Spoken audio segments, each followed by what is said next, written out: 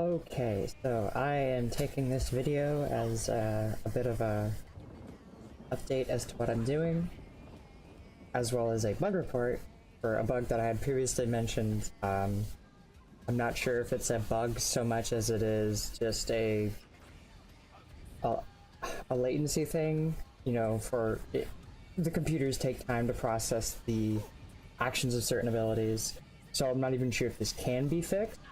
But I thought I might as well document it so that it might be able to be changed to make it run smoother. This particular bug that I'm documenting is the bug where you hit people with Tether and it does not heal you. Now, I have a lot of feelings about Tether in terms of the skill just being useful, because frankly, unless you're bombing, Tether is seldom useful. Like, when you see Tether and the cool animation it has, you're supposed to feel powerful. You're supposed to, I am filling myself of life, give me your life. Even if it doesn't do a shit ton of damage, it should be doing more healing. The healing it does per person right now is painfully low. Unless you're in heavy armor with a lot of healing bonuses. So I feel like very much how Battle Roar is supposed to make you feel powerful, and that when you jump on an enemy with a leap, you get this burst of resources.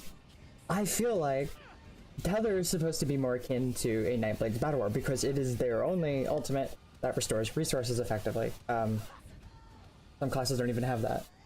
So that's my thoughts on Tether as a skill. The healing is quite shoddy, and the range is god-awful.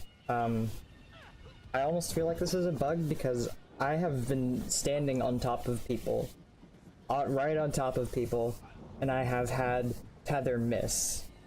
Either because, like, they actually dodged, question mark? It doesn't come up and say dodged. I know this ability is undodgeable. If you test this, how you're supposed to test undodgeable abilities, which is with Mirage and or just evasion in general. This Tether is undodgeable, but the 6-meter range it has is pretty bad. I can never hit anything with it unless I'm standing on top of them, and even when I stand on top of them, it doesn't always work. Now, moving on to the actual bug that I am trying to document, now that we've gotten all that out of the way, we're looking here, and I just had a fight where I kind of jumped in, and I realized that this may not have been the best idea, so I hit Tether. I hit Tether in the hopes to not exactly stun my opponents or deal damage, but to relieve pressure on myself, because I jumped in there and I took a whole lot of damage. I'm not sure why, but I jumped in there and I took a whole lot of damage, and my solution was, okay, I need heal. Boom, Tether. And we've already mentioned that Tether healing is quite shoddy, unfortunately. But, so you see here, when I activate my Tether, I hit a Nightblade named Eric, or Irk, but we're calling him Eric, and a Sork named Ace Sork. And we have this Dragon Knight who is blocking the ability. Now, I question how I'm able to hit these people for this sort of damage, but then we look at this person who was blocking, and they took virtually half of what I did to someone who wasn't blocking, which I don't think is how block is supposed to work, so that might be buggy, I am not sure. So here, we see my Tether has hit people and it has gone off. Now, scrolling down some more, upon this incap, I was dead. So, my character was dead, killed by incap, and the fact that Tether does damage after I'm dead, these are dots effects, since Tether does have a dots effect and that's supposed to heal you continuously so long as the beam doesn't break. It's good to know that the dots effect is still working, I guess, but that's not the particular issue. So you'll see that I have critically hit, and just normally hit, and even hit someone's block with Tether. Now, I'm in CMX right now. I have healing events. Now if we look at healing received, I'll even toggle that just to make it easier. scroll all the way down to here, we have I'm dead at this point. So everything at this point is is something that is done after I'm dead. So we see that even with these tethers, I had no healing coming in. So by the time I hit tether, it was 11.34. So we'll do 11.3 seconds. And yeah, no healing ever went off. Or else I may not have died. But yeah, that's a thing.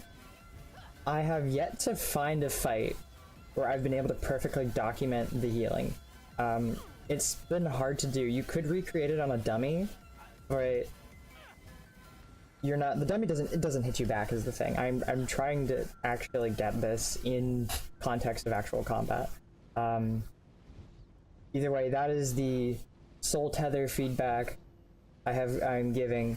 So from this point on, this video is purely for talking to followers, subscribers, etc., etc. So, Zos, you can skip this. Have a nice day. My channel as a whole is really just a place for me to document shit. I've had a lot of people who are like, oh, you should post more. I don't tend to record as much as I used to, mostly because Shadowplay doesn't work, and you'll find me on Twitch.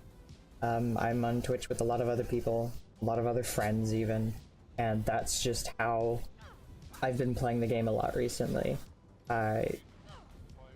It's helped me actually stay engaged in ESO. If it weren't for Twitch, I would probably be back to role-playing and just being a no one. So there's that. Most of what YouTube is a archive for clips that I want to look back on, examine for whatever reason, as well as build videos, as I do help dotsgaming.com with his build videos.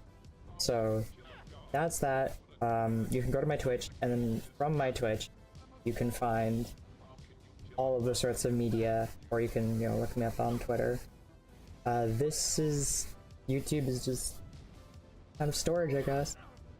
Yeah. My name on Twitch, and no, just on Twitch, is the same as it is on YouTube, so you shouldn't have too much of a problem finding me if you need to. And yeah. Also check out dotsgaming.com for some of my builds as well as his own, and you can find me in his Discord. There's a Discord link on his website. Thank you all for your time, and I hope you have a nice day.